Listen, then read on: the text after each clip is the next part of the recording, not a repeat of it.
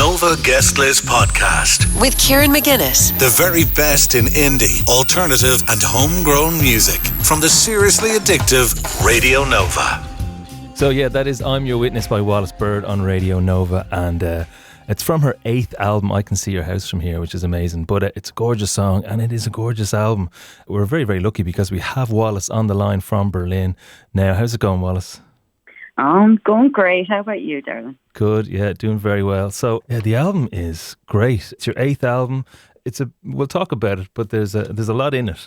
How does it feel to have it out? It feels more than lovely. Like the run up to it, I always make sure that the run up and the making of it is lovely, so that releasing it feels like something that you've enjoyed doing, and that it doesn't end there. So I'm still riding on a ripply, lovely wave of people reaching out and responses to the record, and people usually take like a week to listen to it. So now the messages are out.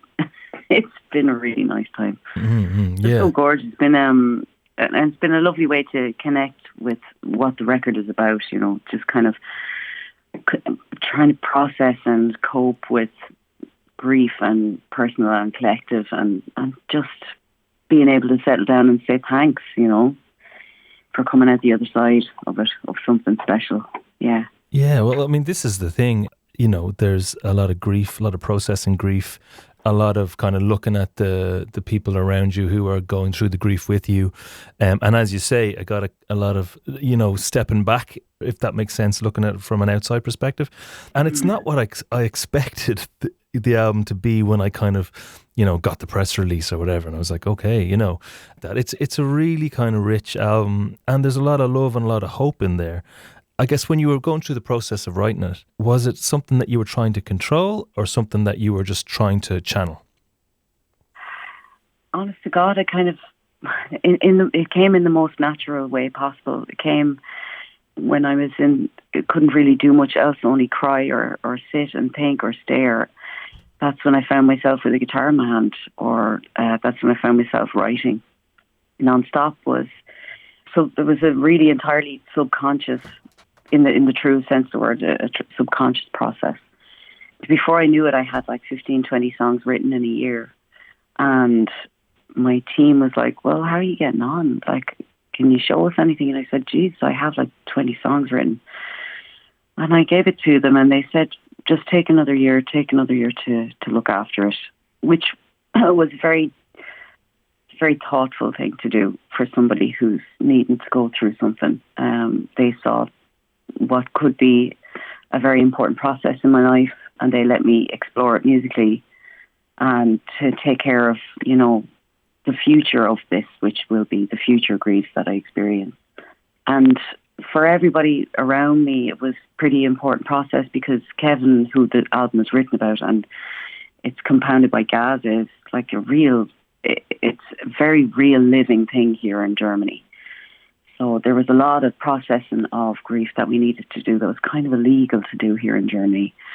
But we're coming out the other side of realising something far bigger, which is to trust your gut, trust the worth and the belief that you have that everybody's worth a lot in this world, and no matter what, we have to somehow see eye to eye and come together and be a community, be a human community in the face of everything that's gone on in the last 2 years, 2.5 years. So it's been, everybody was just like, look, this seems like something more important than music, so take your time to do it so that we can all share this or something, which genuinely sounds a little bit trite, but it's more than music, Kieran, isn't it? It's just more than, it's your life, like.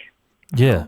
And like sometimes themes like that, you know, when they're big themes, you can make music sound a bit trite and a bit vague, but your song "Grieving is the Price You Pay for Love" is one of the most beautiful and wisest songs I've heard.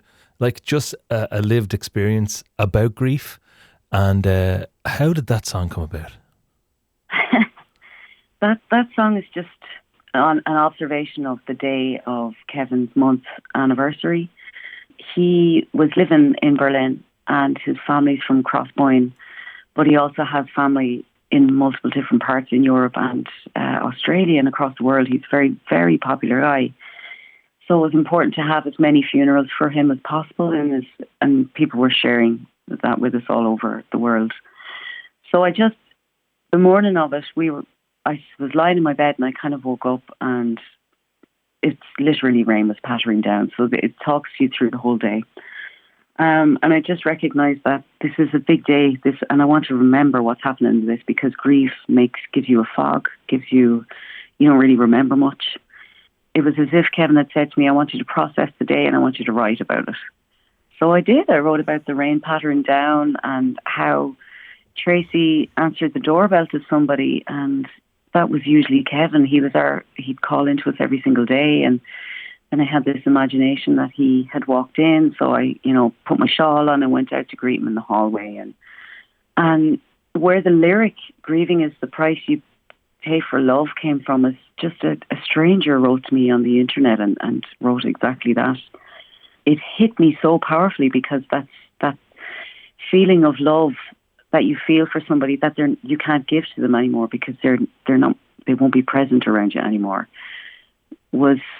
I didn't understand what somebody said grieving is love with nowhere to go to, but I didn't understand it until somebody explained to me the pain that you're feeling is the grief, and that's how much you're grieving, is how much you love. So I just remember thinking that was a very beautiful, poetic kind of way to look at it, just to process the whole day, start to finish. Yeah. Mm. Well, it's funny, because I was like, across the lyrics, there's a lot of crying or tears or mention of tears. And crying is one of those things, like glass half full thing. Like it can be seen as wallowing, but it's also can be seen as a cathartic thing. And, you have a good old cry and you feel like you've been through something, and you can kind of get up and go, right, okay, grand, now I'll get on with my day or whatever, Yeah. It feels like that side of a good old cry, like you're kind of through it. And I think that's a really hard thing to write about and write well. And I think it's an achievement to do that. But did you look back in the album and your 20 songs and everything, and you've got this album now and you're like, this is all the things I was trying to say? Or was it a case of, no, there's some stuff I just couldn't, this is the things that I wanted to put out? Actually, it was. There was a few sentences I was like, no, that's a bit funny for me to say that, because that's a bit private between us. But ultimately, I felt like it had ran its course. I had said all I had needed to say about how I feel about my love for Kevin, our friendship, our history, our memories, the effect of that on our friend group, his family, reflecting on memories and noticing the worth of the life just kept coming up. So by the time it really finished itself, Kieran, it was just the way when I'm talking to people about, I teach about songwriting, and I say, just listen to what your song wants to say to you. It's your friend, it's your companion. And for this record, it very much was so. Those words really, I was actually listening to myself, because it was coming true, and because it's such a craft, songwriting, such a craft that you have a beginning, a middle, and an end. You have a voice, you have rooms that you want it to sound coming from, you have textures that you want to give people, you have opinions you want to share, be that verbally or secretively in the frequencies of the music. Like, you can get very, very nerdy and very crafty, and it's a powerful thing to make music. But with this record, I just coasted. Like I said before, it was just subconscious. It just coasted, and I kept going because all I could do was I kept turning to music and kept turning to poetry and reading, and in order to find any answer for something. When I stopped looking for answers or stopped trying to make answers, it just wrote itself, really. Oh, look. It sounds like a ghostwriter. Hey. Well, look, the album is a gorgeous listen. I Can See Your House From Here by Wallis Bird, and it's out now. Go and check it out. You're playing a tour in September as well, and the big Dublin gig Wednesday the 2nd of September in the Pavilion, and there's also a gig in the Grand Social as well later in September. So really, really looking forward to those, and I'd say that's going to be a special set of shows. Can you tell us a little bit? We're going to play the new single, I suppose, off the album. It's called Two Trees. And I kind of thought this was maybe like there was a purity to the hope in it. Can you tell us a little bit about the song? That's lovely, yeah. Yeah, it's a genuine, just a sweet melody, a sweet memory, just nostalgia, with some very soft, balming sounds, a little humour, singing about looking out the window. Kevin sent me a video about a year ago before that song was written. He'd sent me a video of my room where I was sleeping, and he was looking out the window. He was minding the house while I wasn't there, and he sent me a video of the light shining through the window. And I had this exquisite light looking at me, and he said, the house misses you. And then I looked out my window that morning, and it was exactly the same light. And I thought, I think that might be a year to the day when Kevin sent me that video. And sure enough, to the hour, it was actually a year since he sent me that video. So I sat in the light coming through the trees, and all of a sudden, I very much felt his spirit explode through the light. And I just allowed it to wash me. He said, in clear as a bell in my head, he said, let me show you heaven. And I said, okay. And it was a million eyes. I wrote that song about just getting lost and Kevin showing me heaven. There you go. Well, look, it's a gorgeous song. 2 Trees from the album I Can See Your House From Here by Wallis Bird. Thanks so much for chatting to us, Wallis. Lovely chat to you, darling. And we'll see you in September. See you in September. Brilliant.